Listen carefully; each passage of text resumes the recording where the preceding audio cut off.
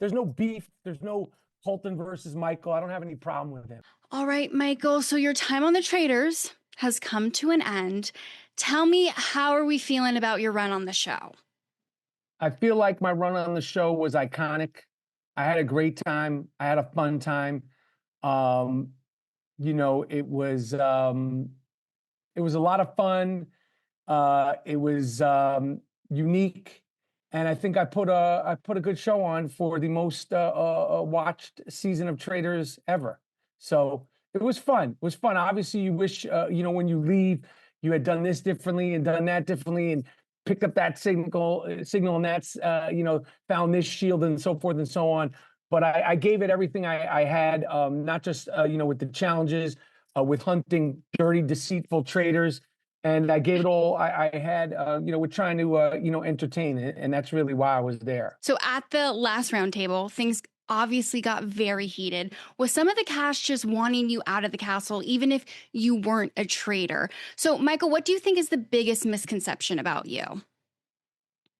I think the biggest misconception about me is that I'm on full blast 24/7. I'm very aware of how I behave, especially, in front of a camera. I feel like, I gave 164 different colors to the crayon book, with my time on Traitors. And, they kind of, trimmed it down to 16 colors, which I get, maybe not even 16. But I think the biggest misconception is that I am the way it was sort of highlighted on the show, which is a part of me and is an extension of me, but it's not like I'm like that 24/7. But I feel like, the Mivs in the interviews, I was very sort of genuine and honest, and that was I think it was a pretty fair thing. But as far as misconception, I think that people think that I'm like on full, like 24/7, and I'm always talking trash and all that, and I'm really not. And when people come up to me on the streets, this is before Traitors.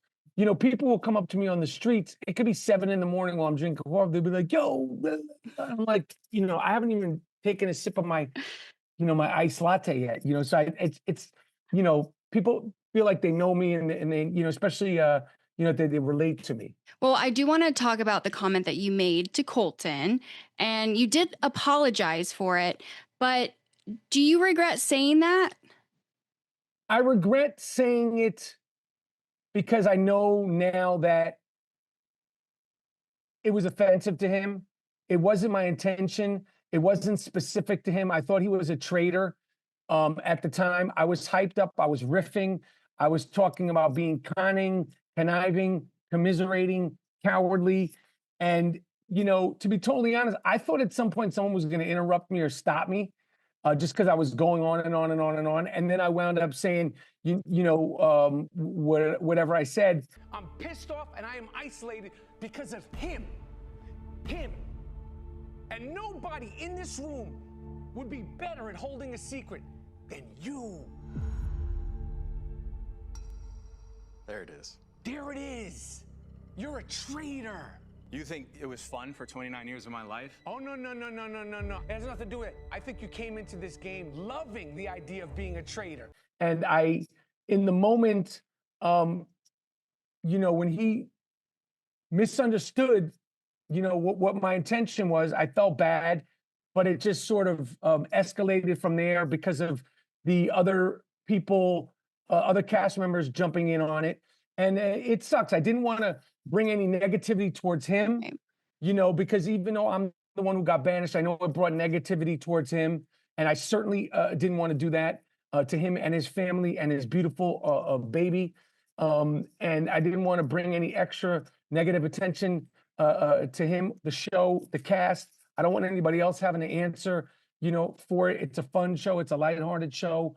And, I wish it didn't happen, but I did get along very well with Colton, and he's probably the person that I had the most personal, intimate conversations with, in between shooting, and I talked to him since production, and we had a very, very good, positive, grown man conversation, and we laughed, and we moved on. He heard me out very well, and I heard him out, and there's no beef, there's no Colton versus Michael. I don't have any problem with him.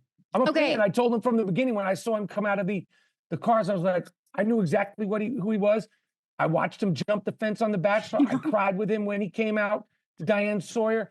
I've been a fan of his and followed his story and felt it was very moving, from when he first came on the scene. Okay, I love that because, like you said, the show is fun. Yes, it gets heated and people go at each other, but the basis of it is a lot of fun. And, I have to tell you about all those memes. Have you seen all the memes of you eating, Michael? Is this really how we eat at home? Lauren, I'm going to tell you this. I'm going to address two things. The drinking of the cup. The two hands. The reason why I was drinking the cup that way is because it is a TV show. It is a TV show. And as you know, Lauren, when you're in a TV show, you're wearing wardrobe that a wardrobe department gives you and approves. Earlier that morning, I had spilled some of my water on my wardrobe. So in order to protect my wardrobe, what there was no replacement of, I drank that cup that one time with two hands. I do not do that. I will defend myself with that. As far as the shoveling technique, the now iconic shoveling technique, that is something that I do.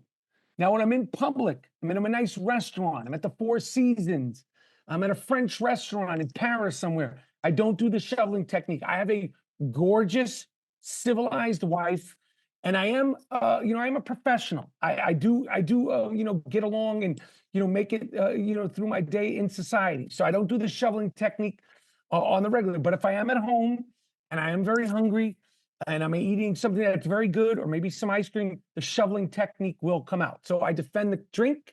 I don't defend the shoveling. I'm glad you set the record straight for us, because as I was watching this, I was like, what is happening?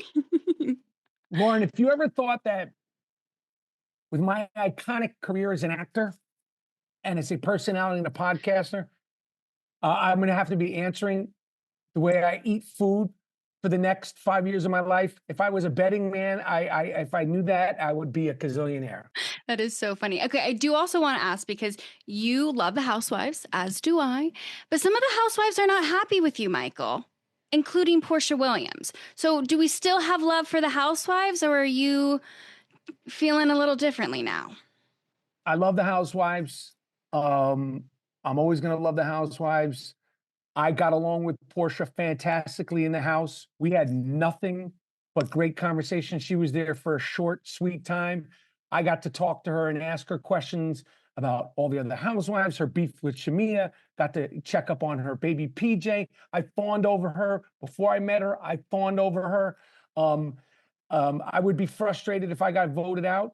Some of the words and things she said afterwards, I have no idea where they came from, because my experience and my exchange with her, and I'll swear on a stack of whatever you want, was nothing but fantastic. If she wanted to say Michael stabbed me in the back, cool. Michael's supposed to be a big fan, cool. But the extra stuff, I don't think it was warranted. But I'm still a fan of the Housewives. I'm still a fan of the great Porsha Williams. Okay, so maybe we clear this up at the reunion, because you do have a reunion to clear this up. Well, that's scary, because, Housewives they're like veterans at reunions. This is my first time going to reunions, so I have to figure that out. Well, you should rewatch some reunions so come with the receipts. That's always a good thing. Oh, no, don't worry. Don't worry. I'm bringing all the tricks. And want me to give you an exclusive right here? Yes, please do. This is an exclusive just for you, because I've always watched Access Hollywood. I will be wearing overalls with no shirt. You're pulling a Rob. Anymore. You're pulling a Rob. I don't need it. Or maybe Rob's pulling a Michael Rapaport. You figure it out. I do want your thoughts. He ain't the first person to wear overalls without a shirt. That's all I'm saying. I do want your thoughts, though, on Rob, because you did bring up his name, and you were like the only one. Yes. I was the only one who brought up his name. I brought his name up twice, possibly more times on camera. And when I brought his name up, you would have thought that I stepped on, a baby animal. They were like, people were, he had everybody under their spell from the jump. He had the guys, he had the girls from the jump. And the reaction when I brought it up was way more in the moment than what they saw on the show. But he's playing a good game, and you know, we'll see what happens. I can't wait to find out you know, how this unfolds. I know nothing. I was going to say, do you think he has a good chance of winning? Without knowing anything, just like right now, watching the first 5 episodes, do you think he has a good chance of winning? Yeah, I would have to say, yeah, he's definitely playing very well.